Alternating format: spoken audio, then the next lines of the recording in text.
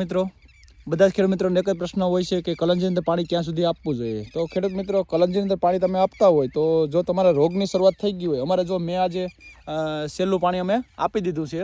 અમારે શરૂઆતની અંદર તમે ક્યારે અંદર પાણી ભરત દેખાતો અથવા તો નાકા પાસે તમને દેખાતો હશે કે આ જો રોગની શરૂઆત થઈ ગઈ છે।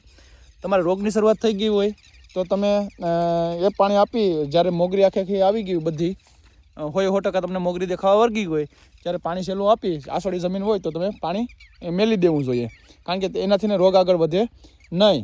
ને જો તમારે આસોડી જમીન હોય અને કલંજી સારી હોય ને રોગની શરૂઆત ન થઈ હોય તો તમે 110 દિવસે 100 દિવસે છેલ્લું પાણી તમે વારી શકો। અમારી કલંજી અત્યારે 100 દિવસની થઈ, અમે છેલ્લું પાણી વારી ને હવે પાણીની અંદર મેળ દેવાનું છે, પાણી વારવાનું નથી, જેથી કરીને આ રોગ આગળ વધે નહીં।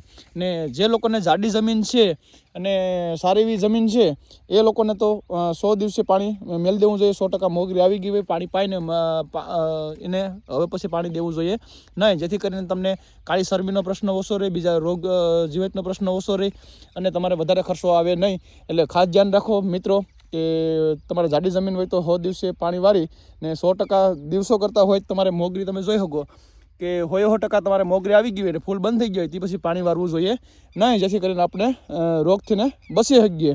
જો રોગ ન હોય, તમને ક્યાંય દેખાતો ન હોય ને એકાદું પાણી વારવું હોય તમે છેલ્લું પાણી વારી શકો। અસ્તુ, જય હિન્દ, જય ભારત।